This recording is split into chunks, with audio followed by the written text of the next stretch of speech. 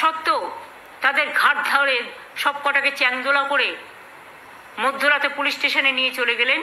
কিন্তু এই যে গত 4 বছর একটাও টাকা ছাড়লেন না। যারা কাজ করেছিলেন তাদেরও যে একটা পয়সা দেওয়া হলো না। আমাদের এমপি এমএলএ লিডাররা যখন দিল্লিতে গিয়ে ধর্ণা দিলেন তাদের সবার বিরুদ্ধে কোর্টে কেস করা হলো। আমরা রেল বুকিং করেছিলাম, রেলের বুকিং ক্যান্সেল করে দেওয়া হলো লাস্ট মোমেন্টে। বাসে বাসে গরিব লোকগুলো গেছিল দিল্লিতে। এমনকি হাফ মিনিস্টার চুনোপুটি তিনি টাইম দিয়েও আমাদের এমপি টিমের সাথে মিনিস্টারদের সাথে মিট করেননি। অনেক অসম্মান, অনেক অপমান করেছেন।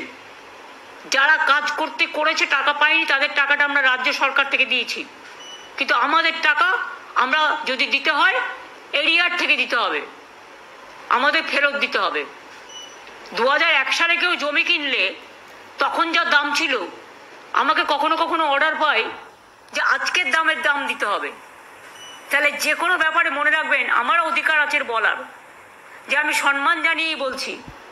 25 থেকে হবে কেন, 25শে আগস্ট থেকে কেন, যেদিন থেকে বন্ধ হয়েছে সেদিন থেকে টাকাটা আমাদের প্রাপ্য। তার কারণ আমরা কিন্তু কাজটা চালিয়ে গেছি এবং আমরা প্রাপ্যটা মানুষকে দিয়েছি।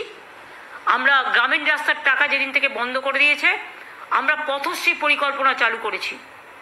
আমরা আবাস যোজনা যেদিন থেকে বন্ধ করে দিয়েছে, আমরা প্রায় 28 লক্ষ এবং 16 লক্ষ এবং 12 লক্ষ 28 লক্ষ লোককে আমরা আমাদের নিজেদের টাকা থেকে বাংলার বাড়ি তৈরি করতে টাকা দিয়েছি।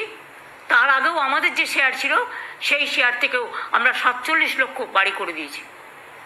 আর পথশ্রীতেও প্রায় আমরা নিজেদের টাকা দিয়ে, রাজ্য সরকারের টাকা দিয়ে 28,000 কিলোমিটার রাস্তা তৈরি করেছি। আরও 12,000 কিলোমিটার করেছি। আগামী দিনে আরও কয়েক হাজার রাস্তা করব। আর আমাদের টাকা ডাইভার্ট করে অন্য রাজ্যকে দেওয়া হয়েছে কেন? এটা ক্রিমিনাল অফেন্স নয়? এই উত্তরগুলো তো চাই। আমরা তো বিচার চাইছি, যেটা ন্যায়সঙ্গত আমরা সেটা মানব। 25শে আগস্ট থেকে দেবে কেন? ইলেকশন আসছে বলে লোক দেখানো? আর গত 4 বছর যারা না খেয়েছিল তাদের দিকে একবার তাকিয়েছেন? কাজ করিয়ে টাকা দেননি, লজ্জা করে না? যে এমপি এমএলএরা আপনাদের কথা অনুযায়ী পারমিশন নিয়ে যন্তর মন্তরে ধর্ণা দিয়েছিল, তারা তো কোনো অন্যায় করেনি। তাদের প্রত্যেকের বিরুদ্ধে নোটিশ পাঠিয়েছেন, থানা থেকে এফআইআর করেছেন এবং তাদের মধ্যরাতে অ্যাপয়েন্টমেন্ট না দিয়ে, অ্যাপয়েন্টমেন্ট থাকা সত্ত্বেও মিনিস্টার দেখা না করে, আমরা চাই অ্যাপয়েন্টমেন্ট করে আসুন। কেউ অ্যাপয়েন্টমেন্ট চাইলে অ্যাপয়েন্টমেন্ট আমি নিশ্চয়ই আমার টাইম মতো দেবো, সেটা তারা ঠিক করবে না। কিন্তু ওরা তো অ্যাপয়েন্টমেন্ট করে গিয়েছিল। তা সত্ত্বেও তাদের ঘাট ধরে সব কটাকে চ্যাংদোলা করে মধ্যরাতে পুলিশ স্টেশনে নিয়ে চলে গেলেন। মনে পড়ছে একবারও?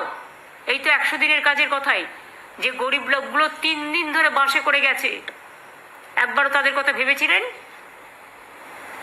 আমরা কথা দিয়েছিলাম ওরা না দিলে আমরা দেব, তাই আমরা দিয়েছি। এখনো মনে রাখবেন কর্মশ্রী প্রজেক্টের মাধ্যমে আমরা 1.5 কোটির ওপর ম্যান্ডেজ তৈরি করেছি। এবং এখনো বাংলার পরিযায়ী শ্রমিকরা 22 লক্ষ আমাদের রেজিস্ট্রেশন আছে। তাদের জন্য একটা পোর্টালও আছে, যদি কোনো অসুবিধায় পড়ে তারা আমাদের জানায়। বাংলা ভাষায় কথা বললে, সেগুলো মাদার টাং তো যে যেখানে থাক বলবে, বলতেই পারে। হ্যাঁ, যেখানে কি যে মাদার টাং বোঝে না হিন্দি বলে, সে হিন্দিও বলে। নিজেদের মধ্যে তো মাদার টাঙে কথা বলতেই পারে, সেটা বলা তো অপরাধ নয়। তাদের পুশব্যাক করে প্লেনে করে নিয়ে এসে বাংলাদেশে ছেড়ে দেওয়া হচ্ছে। সে তার প্যান কার্ড দেখাচ্ছে, আধার কার্ড দেখাচ্ছে, ইনকাম ট্যাক্স ফাইল, মানে ইনকাম ট্যাক্স ফাইল নেই, ওরা অত বড় লোক নয়, গরিব। তা সত্ত্বেও তাদের মারা হচ্ছে, অত্যাচার করা হচ্ছে। এর উত্তর কে দেবে?